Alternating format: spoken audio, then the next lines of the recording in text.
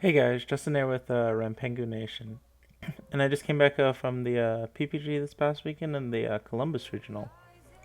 I got top 16 of the PPG going second after Swiss with Orcus, ironically, which was under the new ban list, and I won the Columbus Regional with Orcus, but this time I got to use Mermaid, and I had to give my list one last farewell and send off, just gotta give Mermaid that good goodbye. For me, my favorite car on the entire list that's actually getting impeded by this was Oakley, because she's no longer useful because I can never make Mermaid with her anymore.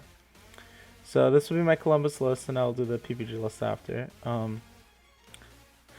this list, I played one Armageddon Knight. He was a dumper because I wanted to suit a starter that it wasn't redundant like the Trickstar cards, and I just wanted to make Return more alive by having the dumpers available.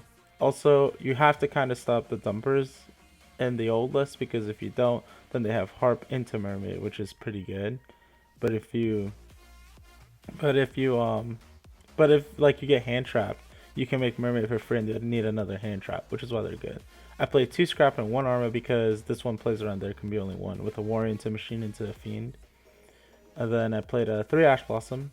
It's just a good generic hand trap against like every deck of the format at the time, so that's why I liked it. Gizmo Orochi, really insane good card. As long as you're good at managing your resources and developing where your skeleton is at all times, this card can save you a lot of the times. Will let you push for game since you can summon it there in phase and then resummon it during your turn again when going for Borrelsword and play around Nibiru.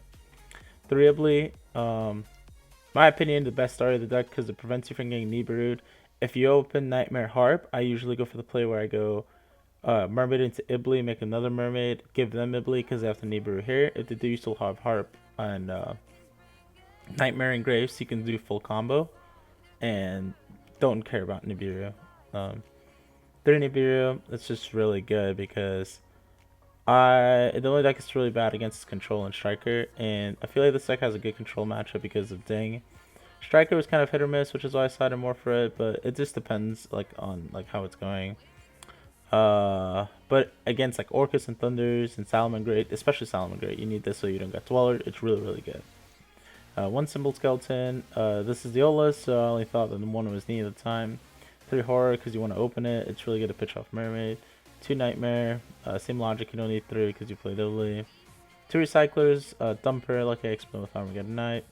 And the Wand because it lets you recur all your resources that are banished. Sometimes you can't get to show back your skeleton, but you have an excess Nightmare which you can use to send Wand, then to revive your skeleton. So it's really good. Um, for spells, I played only 2 Call by the Grave because I want to maximize more on the Orchestrated Return.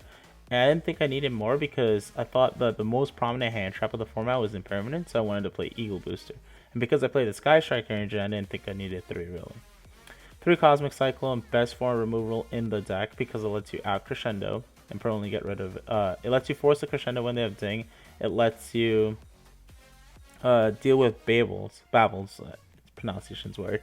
But when you get rid of Babel, they have nowhere to recur. In the new format, that's very, very, very relevant in the mirror.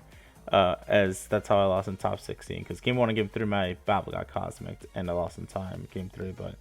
But yeah, Cosmic's really good. But it also permanently gets rid of multi-roll. It's such a good card in general. Like, I really, really like it.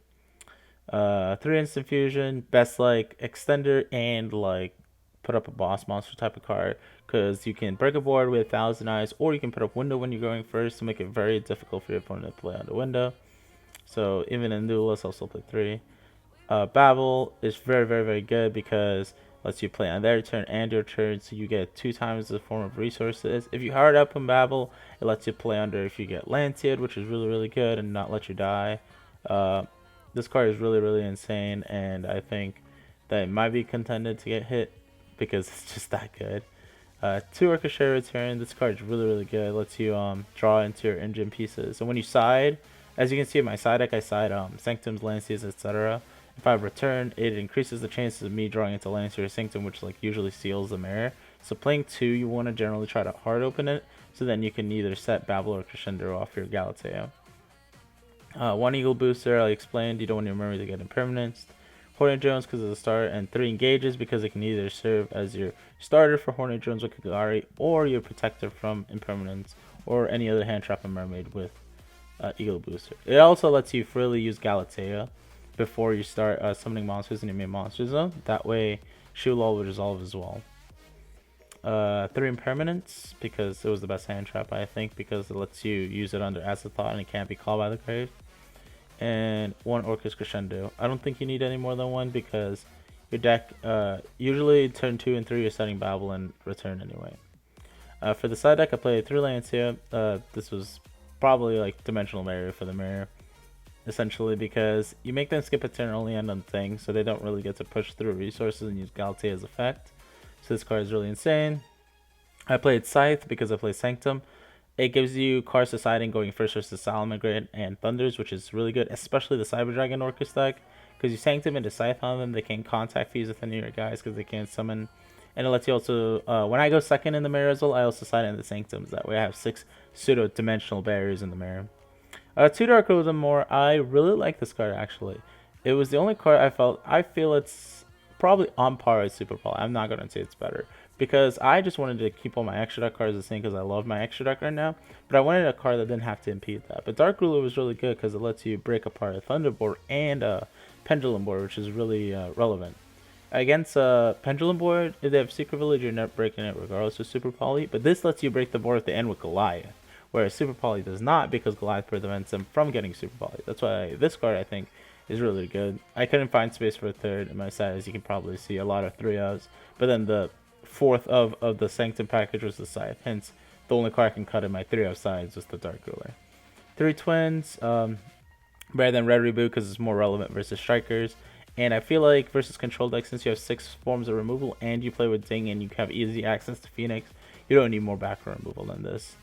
Anti-Spell and Imperial Order, this was old format, so Strikers are still very good.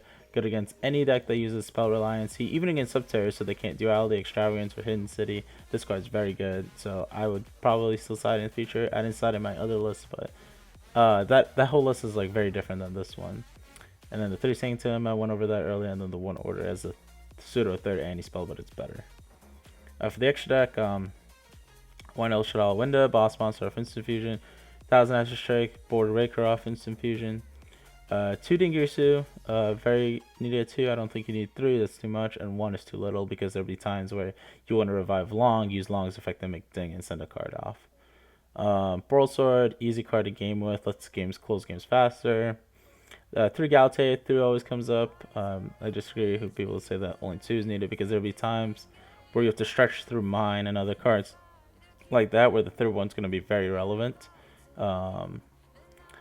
Nightmare Cerberus, just your generic user for Mermaid, but usually sometimes you would use Phoenix depending on the matchup, but game 1 you generally use Cerberus.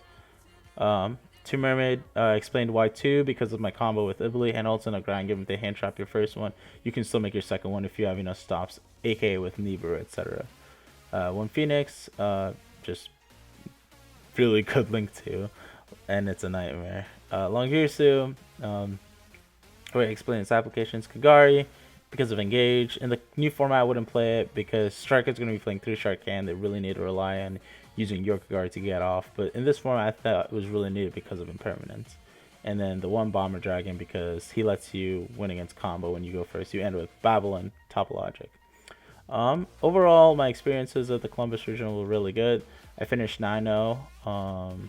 It was really a strong deck. Didn't have any problems with it. It's pretty similar, and I think this was the most refined list I had of it, and I wouldn't change a thing about it, to be honest. The Trickstar engine is still really good, but as I said, it's going to be irrelevant because new format started today, basically. And I'll be going over the deck I used in the PPG where I use my new format. Shoutouts to Midwest Gaming, my team. TGG, our sponsors, Rising Star, and Maddox Collectibles, which Ethan Schwarten holds on eBay. Be sure to check him out. He gives you a lot of good deals.